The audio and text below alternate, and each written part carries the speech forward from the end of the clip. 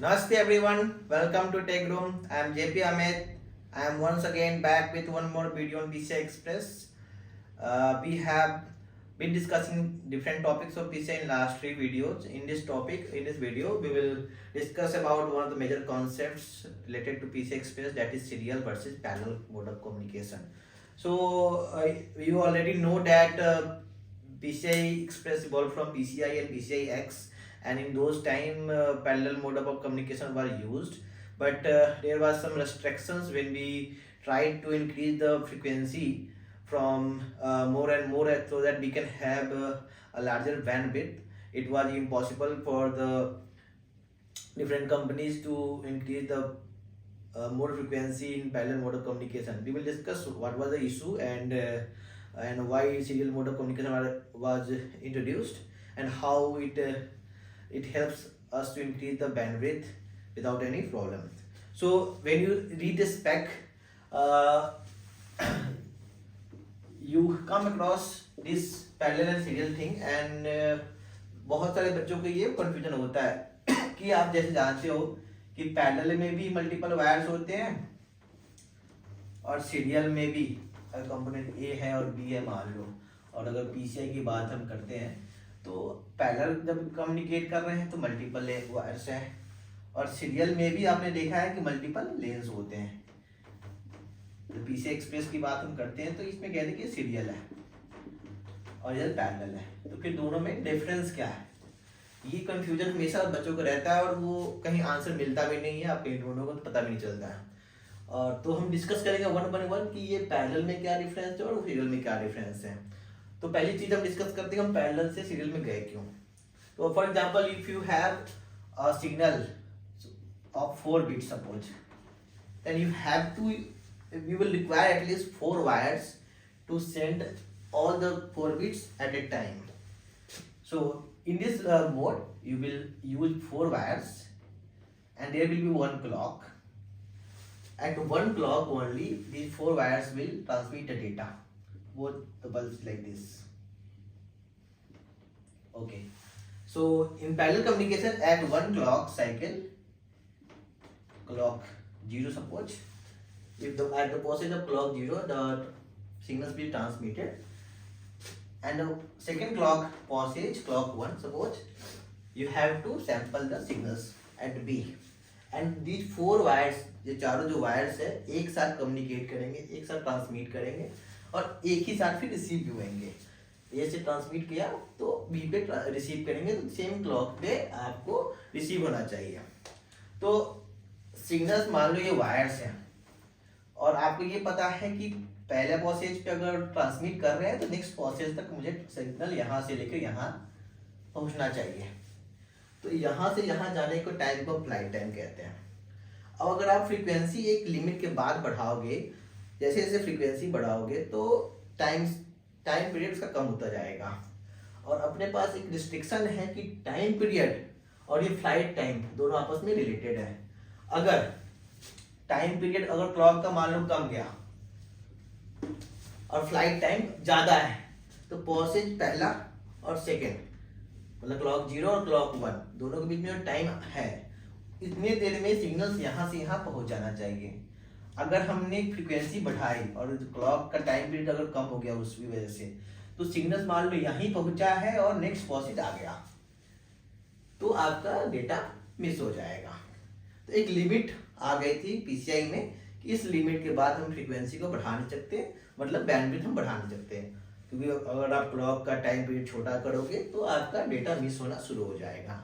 एक major issue ये था, बहुत सारे और भी इशूज है बट वीडियो जरा बड़ा ना हो, एक सिंपल हमारे पास कॉन्सेप्ट आ गया कि एक समय के बाद हम इसकी फ्रीक्वेंसी नहीं बढ़ा सकते। इस चीज को सॉल्व करने के लिए हम सीरियल डेटा ट्रांसमिट करना स्टार्ट किए पीसीआई एक्सप्रेस में। इसमें क्या होता है, पहली चीज तो होता है कि आपको एक चीज आपको समझ में आया कि जो अगर 4 वायर्स हैं तो चारों सेम क्लॉक पे काम करेंगे, पर सीरियल में ऐसा नहीं होता है। अगर 4 वायर से चारों अपने अपने इंडिपेंडेंट क्लॉक्स पे काम करेंगे एंड इन चारों में कोई रिलेशन नहीं होगा। ये सिंक्रोनस हो गया चारों सिग्नल्स, ये एसिंक्रोनस हो सकते हैं, और इसमें हम कहते हैं कि the clock is embedded inside the data.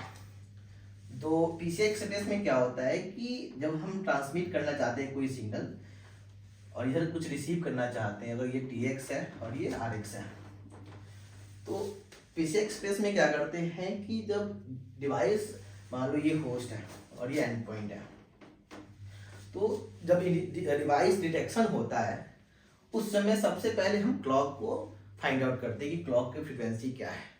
ये भी बहुत सारे लोगों को, कई बच्चों को यही कंफ्यूजन होता है कि how the clock is embedded inside the data. There is a line aspect that the clock will be recovered from the serial transmitted bits on the lanes. तो इसमें क्या कॉन्सेप्ट है कि जब डिटेक्शन होएगा तो इनिशियली क्या होता है कि पीसीआई की जो फाइल लेयर होती है वो एक कॉम सिग्नल सेंड कर दिया, कॉम सिंबल इसको बोलते हैं। आपको मैं ज़्यादा डिटेल में नहीं बताऊंगा, बट सिंपली एक अंडरस्टैंडिंग करिए कि कॉम सिंबल ऐसा चीज डेटा होता है और इसकी जब हम इनकोडिंग करते हैं तो वो ऑटोमेटिकली ऐसा फॉर्म में आ जाता है कि वो 0 1 0 अल्टरनेट 0 1 के फॉर्म में आ जाता है सिग्नल्स। तो जब Gen 1 में मान लो स्पीड पे पीछे Gen 1 2.5 गीगा ट्रांसफर स्पीड होती है, तो अपने पास एक रेफरेंस क्लॉक इधर होता है, एक रेफरेंस क्लॉक इधर होता है ना। अब ये रेफरेंस क्लॉक 2.5 गीगा ट्रांसफर पर सेकंड की स्पीड से डेटा ट्रांसमिट करना स्टार्ट करेगा, जिसको सबसे पहले वो कॉम सिंबल भेजेगा इनकोड करके, और वो कॉम सिंबल ऑटोमेटिकली अल्टरनेट 0 1 0 1 के फॉर्म में यहाँ पे रिसीव होगा। और ये रिसीवर क्या करेगा, अपने रेफरेंस क्लॉक के हिसाब से इसको सैंपल करेगा, इसके थ्रू ये जो 0 1 की जो टाइमिंग है, जितना लेंथ है ये, इससे वो क्लॉक को रिकवर करता है, इसको हम बोलते हैं क्लॉक रिकवरी। इसमें क्या हो गया, हर एक लेन इंडिपेंडेंटली अपना अपना क्लॉक रिकवर करता है। एक बार जब ये क्लॉक रिकवर हो जाएगा तो ये क्लॉक फिक्स हो जाएगा कि दोनों साइड सेम क्लॉक पे काम कर रहे हैं। तो और भी अलग अलग कॉन्सेप्ट है, क्लॉक स्क्यू भी होता है, उसको कैसे मैनेज करते हैं, क्लॉक कंपोजिशन भी क्या होता है, वो मैं आगे के वीडियो में बताऊंगा। बट इनिशियली अभी इतना आपके लिए जानकारी हो गई कि हमने सीरियल में क्या करा। पहली चीज तो क्लॉक ने हमने क्लॉक की रिकवरी कर ली स्टार्टिंग में ही, और हर एक लेन इंडिपेंडेंट काम कर रहा है। अगर मान लो मेरे पास 4 बीट्स है, अगर ये सिंगल लेन का डिवाइस है, मान लो अगर मान लो सिंगल लेन का डिवाइस है, सिंगल लाइन पे काम कर रहा है, तो मैं अगर चारों बीट्स मान लो 1 0 1 0 है, तो मैं 1 0 1 0 इसी पे भेजूंगा 1 by 1। जब मल्टीपल लेन्स होते हैं तो हमारे पास बाइट को स्ट्रिप करने का भी ऑप्शन होता है, वो सब कॉन्सेप्ट बाद में देखेंगे। बट स्टार्टिंग में इतना समझ में आ गया हमें कि पैरेलल और सीरियल में क्या डिफरेंस होता है। पहली चीज, पैरेलल में सारे चारों जो वायर्स है सेम क्लॉक पे काम करेंगे, बट अगर सीरियल में हम देखते हैं कि each lane is independent of each other and all will be working serially और they are independent clocks। और ये सारे क्लॉक सिंक्रोनाइज होते ताकि डेटा को हम सही से कर सके। बट एटलीस्ट इतना पता है कि हमें ये प्रॉब्लम नहीं रही कि भाई इस क्लॉक पॉसेज पे ट्रांसमिट करेंगे, अगले पॉसेज पे रिसीव करेंगे। इससे हमें क्या फायदा हो गया कि आप फ्रीक्वेंसी को, जो यहाँ इशू आ रहा था, फ्रीक्वेंसी को बढ़ा सकते हैं। अब फ्रीक्वेंसी बढ़ाओगे, डेटा को सीरियली ट्रांसमिट करना है, दोनों साइड इंडिपेंडेंट क्लॉक्स पे काम कर रहे हैं, तो आप भले ही फ्लाइट टाइम कितना भी हो, यहाँ पे जो क्लॉक चल रहा है वो पॉसेज पे सैंपल करता ही जाएगा। तो ये इशू आपका रिजॉल्व हो गया कि आपकी फ्रीक्वेंसी बढ़ती चला जाएगी। तो Gen 1 में अपनी 2.5 की थी, तो मैंने पहले वीडियो में बताया भी था। Gen 2 में अपने पास 5 GT पर सेकेंड का स्पीड था। Gen 3 में अपना 8 गीगा ट्रांसफर, और अभी Gen 6 में देखोगे तो 64 GT पर सेकेंड स्पीड अभी तक चल रही है हमारी फ्रीक्वेंसी। एंड Gen 7 अपकमिंग 2025 में वो करीब 128 गीगा ट्रांसफर पर सेकेंड की स्पीड हम अचीव कर लेंगे। ठीक है, तो Gen 6 और Gen 7 में फ्रीक्वेंसी चेंज नहीं आ रहा, बट अल्टीमेट गोल यही होता है कि हम अपनी जो बैंडविड्थ है, हमारी जो स्पीड है, उसको बढ़ा सके।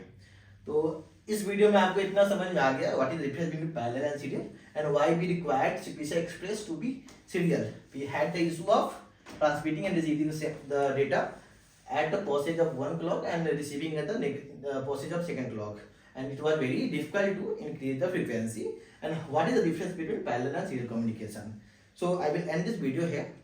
If you like this video or if you have some doubts, you can like the video and comment in the comment section to ask me to make more videos on different topics if you want. and please subscribe to my channel if you want to see such videos like this in future. Thank you.